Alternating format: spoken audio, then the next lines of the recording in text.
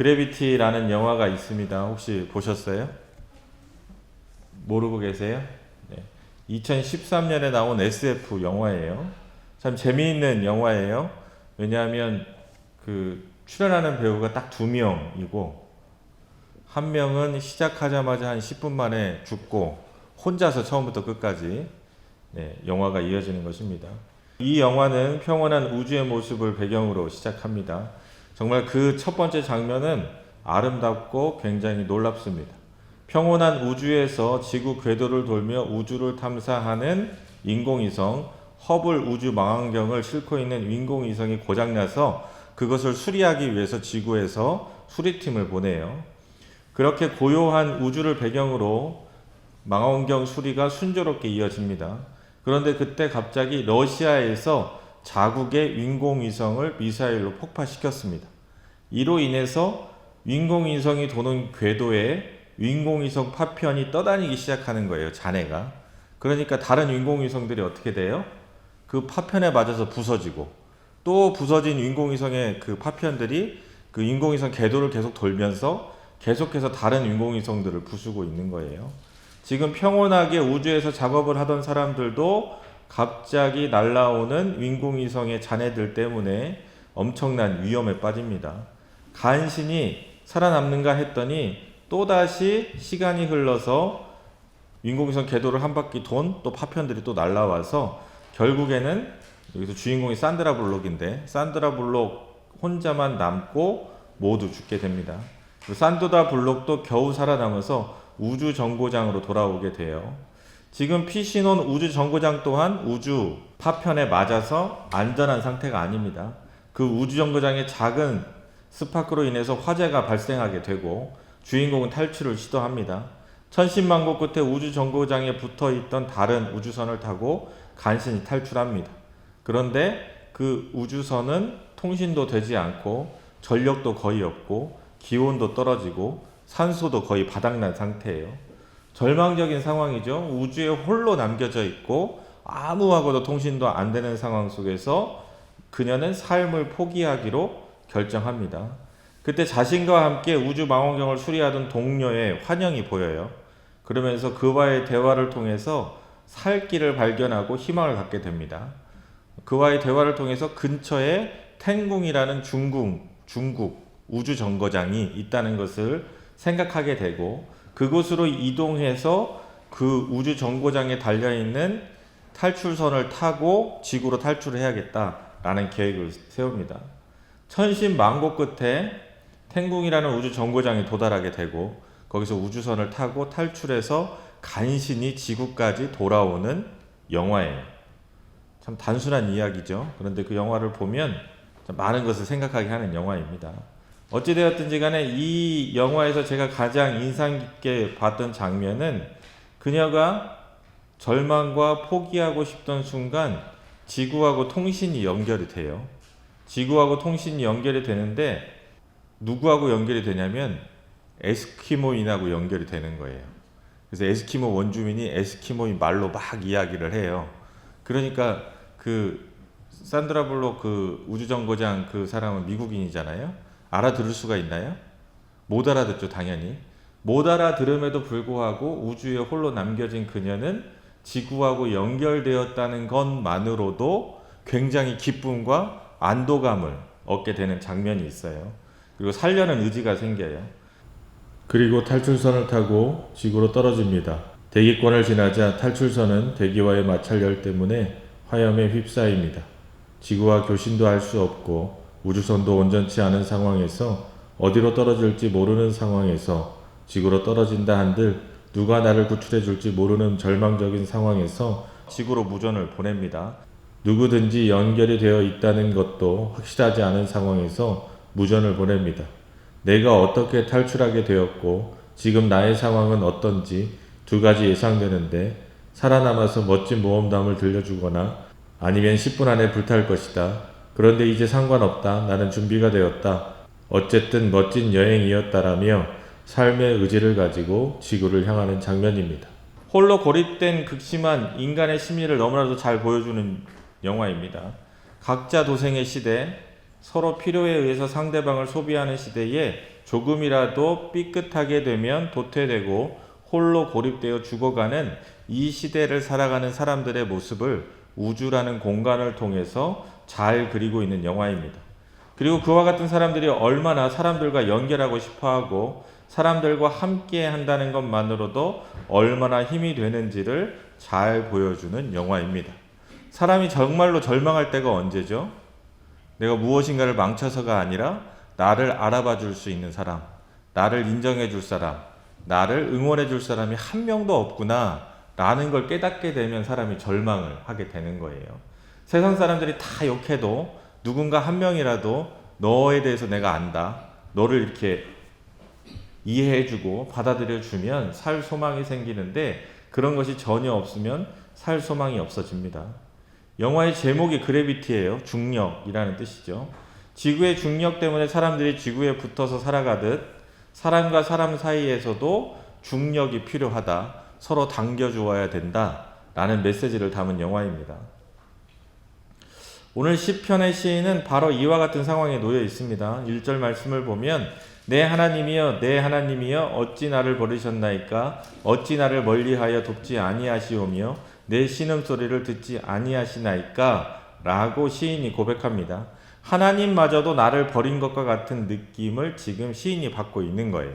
그러니까 내 주변에 나를 도울 자 하나도 없고 그래도 하나님은 믿고 있었는데 하나님마저도 나를 버린 것 같은 상황을 느끼고 있는 것입니다.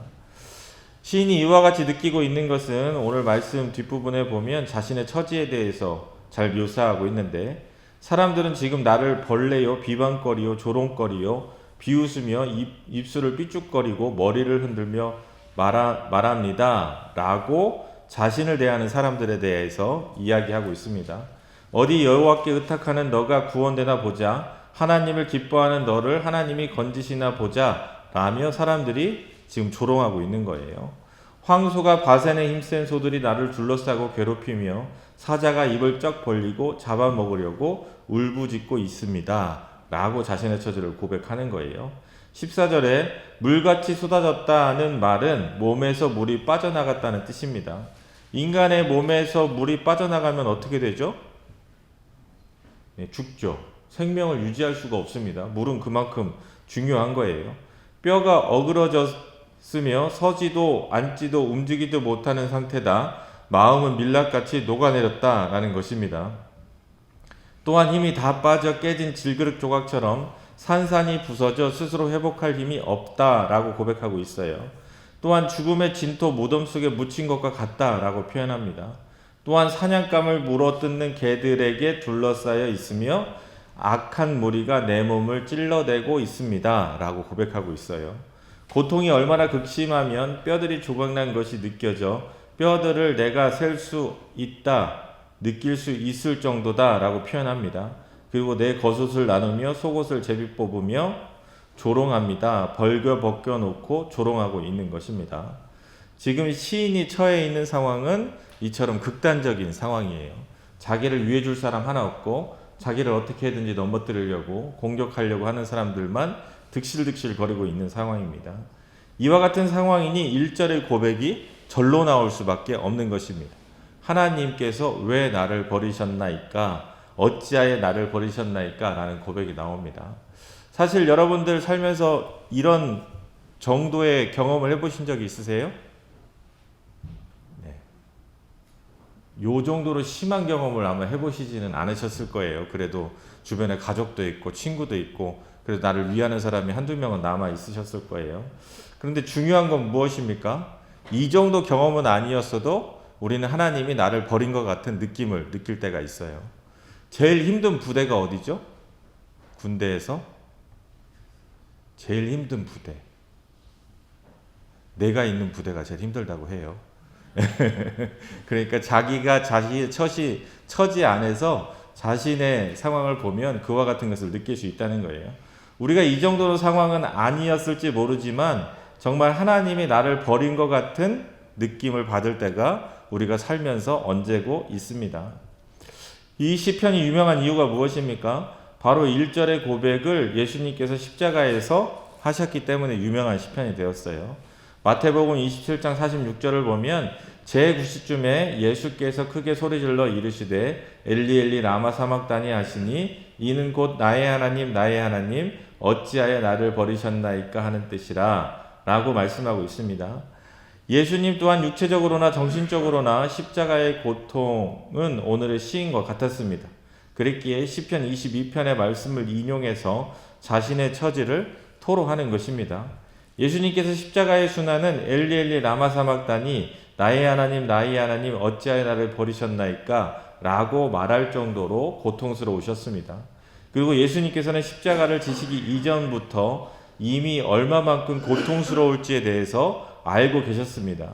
그 고통은 육체적인 고통뿐만 아니라 정신적인 고통, 자신이 믿던, 자신을 따르던 제자들이 자신을 따르기를 거부하고 십자가에서 다 도망갈 것과 자신을 추종하는 무리들이 등을 돌려 자기를 십자가에 못 박으라고 얘기할 것, 그리고 유대인의 지도자들이 자신들의 기득권을 유지하기 위해 자신을 부당하게 십자가의 고통 속으로 몰아놓을 것을 예수님은 이미 다 알고 계셨습니다. 철저히 고립되고 외면당하고 믿었던 사람들에게까지 배신당하는, 그래서 14절의 시인의 고백과 같은 상태에 주님 또한 놓여 있었습니다. 14절 말씀을 다시 한번 보면 나는 물같이 쏟아졌으며 내 모든 뼈는 어그러졌으며 내 마음은 밀랍 같아서 내 속에서 녹았으며, 온몸에 물이 다 쏟아지고 뼈는 어그러지고 마음이 밀랍처럼 녹아버린 상태입니다. 그렇죠. 우리가 육체적으로 아무리 고통스럽고 아무리 고난 가운데 놓인다 하더라도 어떻습니까? 마음이라도 굳건하게 서 있으면 이걸 꼭 이겨낼 수 있을 거야 라는 의지라도 있으면 어때요? 버틸만 하죠. 그런데 지금 상태가 어때요? 마음까지 다 녹아내려 버린 상태, 즉 아무런 탈출구도 보이지 않는 절망의 상태에 놓여 있다는 것입니다. 이것은 십자가를 지시기 전 겟세마네 동산에서의 기도를 통해서 주님이 이와 같은 마음이 있었음을 우리는 알 수 있습니다. 겟세마네의 기도는 예수님의 힘겨운 고뇌로 가득합니다. 그래서 성경은 겟세마네에 기도하는 예수님의 모습을 이렇게 표현하죠. 땀방울이 핏방울이 되기까지 기도하셨다라고 기록하고 있습니다. 여러분, 기도하면서 땀방울이 핏방울이 돼보신 적이 있으세요? 물론 비유의 표현이겠지만 얼마나 간절하게 기도를 하셨으면 성경에 땀방울이 핏방울이 될 정도로 기도하셨다라고 쓰여 있겠습니까? 주님은 자신이 당할 고통이 얼마나 큰지 아셨기 때문에 간절히 하나님 앞에서 기도합니다. 이 고통을 짊어질 수 있는 사람이 되기 위해서 하나님 앞에 모든 것을 걸고 기도하고 있는 것입니다. 하나님의 아들이신 예수님도 연약한 육신의 몸을 입고 오셨기 때문에 그 고통을 견디는 일은 결코 쉬운 일이 아니었을 것입니다. 그리고 함께 겟세마네 동산에 데리고 온 베드로와 야고보와 요한에게 예수님께서는 깨어있으라 라고 말씀하셨습니다. 그런데 제자들이 어떻게 하고 있죠? 잠만 쿡쿡 자고 있어요. 물론 그랬을 거예요. 예수님이 한 5분 기도하다가 왔는데 자고 있던 게 아니고 핏방울이 땀방울이 될 정도로 기도를 했으니 몇 시간은 기도를 하셨을 것이고, 그러니 피곤한 육신을 가진 인간은 잠이 드는 게 어찌 보면 마땅한 일입니다. 그런데 어떻습니까? 주님의 사역을 제자들이 주님께서 미리 얘기해 주신 대로 알고 있었다면, 주님이 당할 고통과 그 고통의 의미를 깨닫고 있었다면 잠이 왔겠습니까? 아마 같이 기도하고 있었을 거예요. 그런데 제자들이 주님의 뜻을 전혀 모르고 있었다는 것이죠. 그러니 제자들은 주님께서 힘겨운 고뇌로 가득 찬 기도를 하고 있을 때에 편안하게 잠이 들어 있었습니다. 왜냐하면 제자들은 주님께서 이때까지만 해도 로마 권력을 무너뜨리고 메시아 왕국의 왕이 될 것이다 라고 생각했기 때문에 그렇습니다. 이때 이미 예수님께서는 제자들이 결국 등을 돌리게 될 것을 아셨을 것입니다. 그럼에도 불구하고 예수님은 제자들을 원망하거나 제자들을 책망하는 대신에 깨어 있어라, 기도하라, 마음이 원이로되 육신이 약하도다 라며 제자들을 독려하고 있습니다. 앞으로 닥칠 모든 고통을 예수님께서는 알고 계셨음에도 나의 원대로 마옵시고 아버지의 원대로 하옵소서라는 순종의 기도를 드립니다. 이와 같은 극심한 처지에 놓인 시인도 이 고통의 해결을 결국 주님께서 기도를 통하여 그 고통을 이겨내신 것처럼 결국 하나님께 우려합니다. 3절과 5절 말씀을 보면 3절에서 5절까지 말씀을 보면 이스라엘의 찬송 중에 계시는 주여 주는 거룩하시니이다. 우리 조상들이 주께 의뢰하고 의뢰하였으므로 그를 건지셨나이다. 그들이 주께 부르짖어 구원을 얻고 주께 의뢰하여 수치를 당하지 아니하였나이다 라고 고백하고 있습니다. 지금 시인은 하나님의 주권을 인정하고 있는 거예요. 창조주 하나님께서 세상을 섭리하심을 믿고 있습니다. 그래서 이와 같은 상황에서도 여호와를 찬양할 수 있는 것입니다. 그리고 과거에 행하셨던 일들을 기억하며 구원을 얻을 것을 소망하고 있는 것입니다. 모든 것을 주관하시는 분이 하나님임을 인정하는 것은 그렇기 때문에 매우 중요합니다. 왜냐하면 그와 같은 고백이 있어야 고난 속에 있을 때에 다른 것 찾지 않고 하나님을 바라볼 수 있기 때문에 그렇습니다. 또한 그와 같은 고백이 있어야 하나님의 뜻에 순종할 수 있게 되는 것입니다.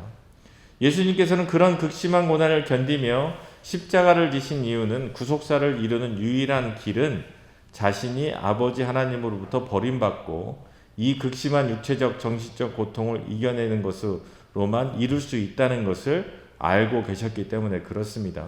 하나님의 나라의 원리, 창조의 질서를 이 땅 가운데 온전히 보여주시기 위해서는 십자가의 고난이, 십자가의 죽으심이 없어서는 안 되는 거예요. 사랑의 끝이 무엇입니까?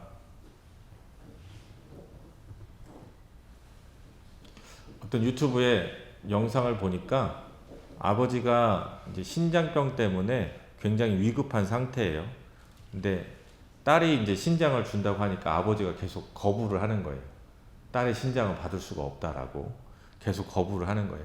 근데 딸이 아버지 몰래 신장 검사를 마치고 아버지 몰래 병원하고 짜고 기증자가 있다라고 속여서 딸이 아버지한테 몰래 이제 신장을 띄워준 거예요.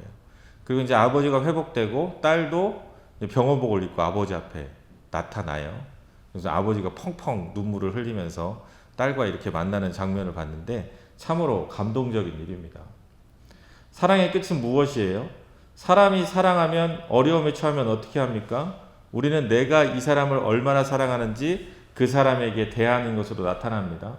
누구는 가진 돈을 좀 줄 수도 있고 누구는 자동차 정도 되는 금액을 도와줄 수도 있고 집을 팔아서 도와줄 수도 있습니다. 그런데 모든 것을 다 내어주고 나서 마지막에 남는 게 뭐죠? 생명이죠. 생명까지 나눠줄 수 있는 게 인간이 할 수 있는 참 사랑이에요. 목숨을 내어주는 것, 그것보다 큰 사랑은 없습니다. 사랑의 끝이 바로 여기에 있는 거예요. 구원의 사랑을 보여주시기 위해서 그래서 예수님은 버림받으시는 것입니다. 그 큰 은혜를 주시기 위해 예수님은 철저히 하나님께 버림받으셨습니다. 이것이 하나님의 뜻을 이 땅에 온전히 나타내는 일인 것입니다. 강한 자가 약한 자를 위해 희생하는 것, 그 일을 함에 있어 수치와 모욕을 참으시고 하나님의 뜻대로 사랑하고 섬기는 것, 그것이 창조의 질서를 회복하는 일이며 하늘의 뜻을 이루는 일이기 때문에 그렇습니다. 우리들은 어떻습니까? 이 창조의 질서 안에서 우리는 누군가에게 어디까지 사랑을 나누어 줄 수가 있습니까? 주님은 목숨까지 나누어 줄 수가 있다라는 것을 보여주셨어요. 그리고 그것이 사랑의 모형임을 나타내 보여주셨습니다. 우리들도 그와 같은 모습을 바라보며 우리를 돌아볼 수 있어야 되는 거예요. 전에도 말씀드렸지만 그러면 김재희 목사는 그럴 수 있느냐? 라고 물으실 수 있어요. 그러면 저는 당당하게 이야기합니다. 저는 그럴 수 없습니다. 라고 말해요. 제가 그렇게 할 수 있다는 것도 웃기죠. 그러면 이 말씀의 의미가 우리에게 무엇이냐는 거예요. 적어도 내가 지금 사랑하는 것 때문에, 내가 지금 누군가를 위해서 희생하는 것 때문에 우리는 교만할 수가 없다는 거예요. 왜냐하면 우리의 목표는 타인을 위해서 목숨을 내어주기까지 사랑하는 것이 우리의 목표이기 때문에 내가 조금 내 거 포기하고 다른 사람을 배려했다고, 내가 조금 헌금을 더했다고, 내가 조금 무언가 희생을 더했다고, 내가 조금 한 번 교회 청소를 더했다고, 내가 조금 전도 집회 때 몇 번 더 나왔다고 내가 잘했다? 너는 왜 그렇게 못했냐? 라고 따지고 들 수가 없다는 거예요. 왜 그렇죠? 목숨을 내어주기까지 사랑하기에는 우리는 다들 너무나도 부족하기 때문에 그렇습니다. 그런데 우리는 어떻습니까? 나는 일하는데 너는 왜 빠져? 나는 이거 했는데 너는 왜 안 해? 나는 이만큼 하는데 너는 왜 그거밖에 안 해? 라고 서로 비교하고 평가하고, 나는 하는데 너는 왜 안 하냐며 서로 다투고 싸우고 미워하고 시기하고 질투하고 있지 않습니까? 조금이라도 더 하면 되는데, 내가 조금이라도 더 희생하면 되는데 우리는 그렇지 못할 때가 참 많은 것 같습니다. 그렇기 때문에 우리가 주님의 십자가의 사랑을 바라보는 것은 매우 중요합니다. 단순히 나의 죄를 사하시기 위해서 죽으신 은혜만을 생각하는 것이 아니라 우리가 이르러야 할 사랑의 경지가 거기까지임을 확인함으로 내가 겸손하게 주님을 따를 수 있게 되는 거예요. 내가 주님을 따르려면 얼마나 멀었습니까? 멀어도 우리는 한참 먼 거예요. 그러니 내가 좀 젖었다고, 내가 좀 희생했다고, 내가 좀 더했다고 손해로 생각해서는 안 된다는 것입니다. 왜냐하면 주님께서 보여주신 사랑이 훨씬 크기 때문에 그렇습니다. 이와 같이 사랑하는 것이 하늘의 뜻을 이 땅에 온전히 나타내는 것입니다. 하나님의 말씀을 이루는 일입니다. 강한 자가 약한 자를 위해 희생하는 것, 그 일을 함에 있어서 수치와 모욕을 참으시고 하나님의 뜻대로 사랑하고 섬기는 것, 그것이 바로 창조의 질서를 회복하는 일이며 하늘의 뜻을 이루는 일임을 우리는 분명히 알아야 됩니다. 그리고 나의 삶이 그와 같이 행하고 있는지 우리는 생각해 볼 수 있어야 된다는 것입니다. 주님은 그렇게 사랑으로 십자가에서 숭고한 자기 희생으로 승리를 이루셨습니다. 주님이 승리를 이룬 것처럼 오늘 시인도 승리를 노래합니다. 21절을 보면 나를 사자의 입에서 구하소서, 주께서 내게 응답하시고 들소의 뿔에서 구원하셨나이다 라고 시인이 고백하고 있어요. 나를 구원해 주실 것을 확신합니다. 지금의 고난을 이기고 구원하여 주실 것을 확신합니다. 이와 같은 시인의 신앙은 자신에게 머물러 있지 않습니다. 그의 승리의 찬송이 확신으로 이어져 갑니다. 큰 회중으로 겸손한 자, 여호와를 찾는 자, 땅의 모든 끝, 모든 나라의 모든 족속, 세상의 모든 풍성한 자, 진토 속으로 내려간 자, 후손들, 태어날 백성들이 함께하게 될 것을 확신하고 있는 것입니다. 이처럼 고난은 구원을 이룹니다. 고난은 하나님의 나라를 만드는 것입니다. 여러분들에게 십자가는 어떤 의미로 다가옵니까? 우리는 십자가를 너무나 쉽게 접하죠. 기독교 백화점에 가면 예쁘게 만들어진 십자가가 많습니다. 액자도 있고 목걸이도 있습니다. 심지어 예수님을 믿지 않는 사람들도 액세서리로 십자가를 하고 문신을 하기도 합니다. 그런데 십자가는 사실 참으로 끔찍한 사형의 도구였습니다. 사람들이 도시로 들어오는 길에 십자가를 세우고 죄수를 매달아 놓고 천천히 말라 죽입니다. 새를 쫓아낼 힘이 없어지면 새들이 와서 눈부터 파먹는다 그러죠. 그렇게 죽어가는 거예요. 목숨이 붙어있는 채로 사람들의 시선과 조롱을 받으며 끝까지 극심한 고통 속에서 말라 죽어가는 것입니다. 지나가는 사람들이 다 그를 보면서 조롱합니다. 육체적인 고통과 정신적인 고통을 동시에 주는 아주 끔찍한 사형 방법입니다. 기독교는 이 십자가를 종교의 상징으로 삼습니다. 대부분의 다른 종교들의 상징은 아름다운 것, 대단한 것들로 상징을 삼는데 반해 기독교는 끔찍한 십자가를 구원의 상징으로 삼습니다. 예수 그리스도의 사랑이 그 십자가 안에 녹아있기 때문에 그렇습니다. 예수님께서 사랑으로 그 십자가의 이미지를 바꾸셨기 때문에 그렇습니다. 그리고 또 예수님께서 십자가를 지신 이유는 우리가 신앙인이 되려면 자기를 부인하고 자기 십자가를 지고 예수님을 따라야 하기 때문입니다.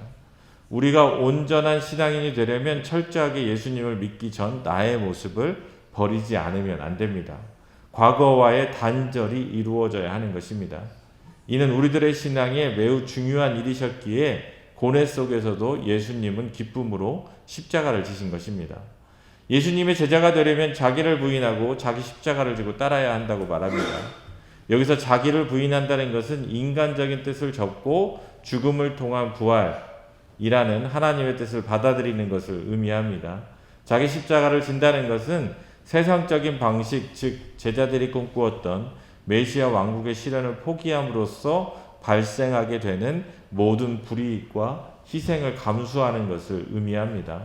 그리고 말씀이 육신이 되어 오신 예수님의 삶의 모습을 쫓아 나도 그 예수님과 같은 선택을 하며 예수님을 닮아 살아가기를 다짐하는 것을 의미합니다. 또한 이것은 순교를 포함하는 신앙의 요구임을 우리는 분명히 알아야 됩니다. 그리스도인은 손해를 보며 살아가야 합니다.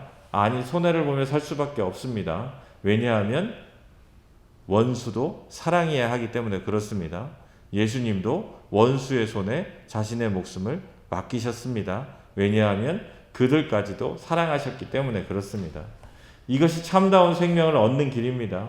이러한 삶을 선택하는 사람은 하나님의 약속된 생명을 얻을 수 있고 인자가 재림할 때에 보상을 받게 될 것이다 라고 보증합니다. 제자는 원어적으로 배우는 자라는 어원을 가지고 있지만 마태는 따르는 자가 제자라고 강조합니다. 따른다는 것은 단순히 지적 동의를 넘어서 삶으로 예수님을 닮아가는 것입니다. 즉 십자가의 영광만 바라보며 죄사함의 기쁨만을 통해 위로를 얻는 것이 아니라 십자가를 지기까지의 예수님의 삶을 나의 삶에 적용하여 주님을 따라 살아간다는 것을 뜻합니다. 그리고 그것은 하나님의 말씀대로 뜻대로 살아가는 것입니다. 히브리서 12장 2절 말씀입니다. 믿음의 주요 또 온전하게 하시는 이인 예수를 바라보자. 그는 그 앞에 있는 기쁨을 위하여 십자가를 참으사 부끄러움을 개의치 아니하시더니 하나님 보좌 우편에 앉으셨느니라 라고 말씀하고 있습니다. 예수님께서는 앞에 있는 기쁨, 구속사를 이루는 기쁨을 위해서 부끄러움을 개의치 아니하시고 십자가를 참으셨습니다. 우리들 또한 구원의 기쁨을 누리려면 나의 십자가를 질 수 있어야 한다는 것입니다. 철저히 나를 부정하는 고뇌의 시간이 필요합니다. 그와 같은 시간들을 통하여 나를 부정하고 하나님의 뜻, 하나님의 주권을 받아들일 수 있어야 하는 것입니다. 그래야 우리가 고난 중에 있어도 하나님과 연결됨이 끊어지지 않고 하나님과 연결됨으로 세상 사람 모두가 몰라줘도 그 고난 속에 절망하는 것이 아니라 고난을 이기고 승리할 수 있게 되는 것입니다. 고난이 오히려 하나님의 영광을 드러내는 도구가 되는 것입니다. 그런데 그와 같은 하나님과의 연결이 온전하지 못하면 어떻게 됩니까? 그대로 절망하고 인생을 포기하고 싶어지게 되는 것이죠. 살 소망이 사라지게 되는 거예요. 그런데 하나님과의 온전한 관계를 통하여 우리가 그 고난을 이겨낼 수 있다는 것을 우리는 분명히 알아야 됩니다. 저와 여러분이 그렇기 때문에 앞에 있는 기쁨을 위하여 나의 십자가를 지고 주님을 따라 살아감으로 구원의 기쁨을 누리는 복된 저와 여러분 될 수 있기를 주님의 이름으로 소망합니다.